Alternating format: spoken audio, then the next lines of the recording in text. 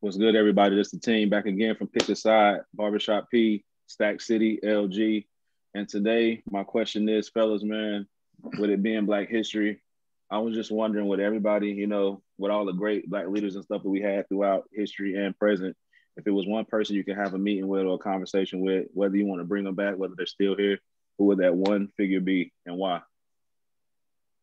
I'll go first. I'll take this one. My one figure would be Frederick Douglass, who lived in the 1800s, if I'm not mistaken. And I would like to bring him back to have a conversation with him because he was so intelligent. He had a sharp, high level, intelligent type of mind, the way it worked. And you could see it in his writing. You could see it in his speeches. He was a great writer, a great orator. The speeches he delivered were phenomenal. One, for example, what to the slave is the 4th of July. One of the best speeches I ever heard, where he basically talked to a all-white audience about why the 4th of July and Independence Day, like why should that be important to a Black person who's a slave, to Black people who are slaves during that time. Like, so he had courage too. He was very intelligent and he had a lot of courage.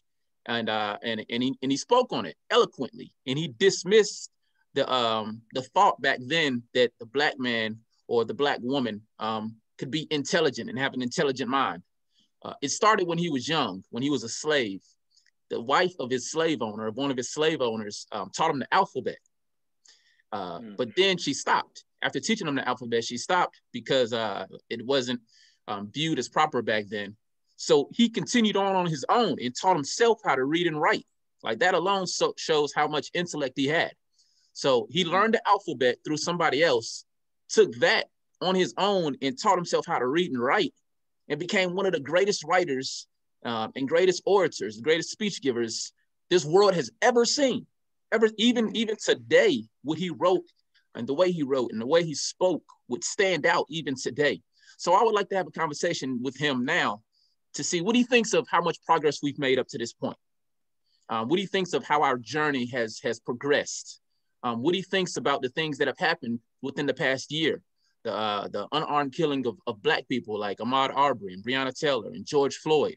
Does he think that Black people have made a lot of progress as far as their thought process? Or are we still mentally enslaved in a lot of ways, even though we're physically free? So I would like to bring back Frederick Douglass just to hear his thoughts on the way things have progressed since when he was alive back in the 1800s, well over 100 years ago, to now. How do you feel like, what do you feel like we are? And what do you feel like we have to do to continue to progress to where we need to be as far as the fight and the plight of the African American here in America? That was a great answer. Word. That was a good answer. Cool. So you talking about Frederick Douglass made me think about like this post I saw a couple of days ago with about the slaves back in the day. And this lady who's like a mother figure to me, she sent this post on Facebook and it was talking about how the Black folks back in the day would cornrow their hair in different designs and different ways that was actually like a way to escape or a way to maneuver, And so I was like, it's only appropriate to wear the cornrows then, huh? But anyways, the first person I thought about was MLK, but I think universally that might be a lot of people's answer for obvious reasons. It is the Kane, you know what I'm saying? So I'm gonna go a different route. Stack went back to the 1800s. I'm coming all the way to now just about. I'm going with Barack Obama, okay? I'm going to tell you why. Because I strive to be a good leader in my realm of work, whether it's leading my family, leading in ministry, or leading in school. And the leaders I like to work for, some of my favorite leaders have been those ones that were leaders, but you wouldn't really know it unless, they told you. And in other words, they were humble. They were down to earth.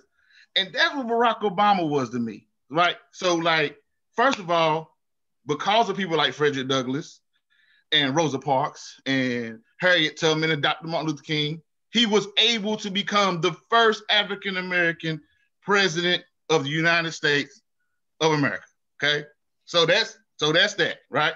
So then I'm like looking at Obama in his term as the president. Not only did he win the first time, but he was reelected for a second term. But the way he went about his leadership is what stood out to me. So if I could have a conversation with anybody, I won't call him Unc. I have a conversation with old Unc. That's how he came off, right? So like we know his journey, his background, how he came up. We know he was an attorney and he'd been in politics and all that. But then he became the president. And this was so cool about him. He'll be on ESPN every year filling out his bracket for March Madness. Unfortunately, he picked Carolina a lot, but that's another story. But he'll fill out that bracket for March Madness, right? Okay. So then, then I seen him on BET Awards, like some kind of honor celebration for him and his wife. And he let it be known his favorite song was BBD's Poison. And they performed it live for him. Like just little stuff like that. But the thing that I liked about it was it didn't stop him from being the person that found bin Laden. It didn't stop him from ending war in Iraq. It didn't stop him from providing Obamacare. It didn't stop him from going viral when he said, if I had a son, he would look like Trayvon Martin. So, and then when we talk about speeches, I always love listening to him talk. And I'll never forget when he broke out in song and start singing Amazing Grace for one of the ministers who had got killed with the Charleston situation and just how powerful that was. So to be able to sit down and talk to him like, man, how did it change you as a husband? How did it change you as a father? How was it for your kids? How was it for your wife to be in the spotlight? Not only as the commander-in-chief, but the commander-in-chief as a Black man and carrying that weight and carrying that pressure and that load, and everybody's dissecting your every mood and your every word. And how was racism for you in that position? I would love to sit back and kick it with Barack Obama, President Barack Obama. When you got the term my forever president and people term his wife my forever first lady, you know what I'm saying? That's somebody I want to have a conversation with. President Barack Obama. Oh, I like that, cuz. I like that, LG. I like that a lot. Yes, sir. I mean, I ain't gonna dive too much into this one because, of course, it was my question. But if I had to answer that same exact question, I'm actually gonna go with somebody that recently became a martyr, and that would be George Floyd. And I would ask George Floyd, did he think even, nobody knows when it's their time to go. You never know. You don't know what's in God's will. You're not supposed to question it. But like I don't think George Floyd ever thought that he would be the person to spark a nation to actually have a revolution be televised. This man had people in Turkey, Istanbul. Like this man had people all over the world chanting Black Lives Matter. Like, you know what I'm saying? Like he really made a change. And we've talked about people like Martin Luther King. We talked about people like Barack Obama. We talked about so many Black, strong, powerful people that's been a part of this nation that still fighting to do exactly what his unjust death just did here recently. And it's finally making progress. And that's so powerful. And it sucks that he had to die in that fashion for it to happen. But I guarantee you that man had never thought in a million years he would be the reason and the mortar to spark a revolution that was definitely televised. So if I had to answer that conversation, I think I would definitely have to ask George Floyd, like how does he feel?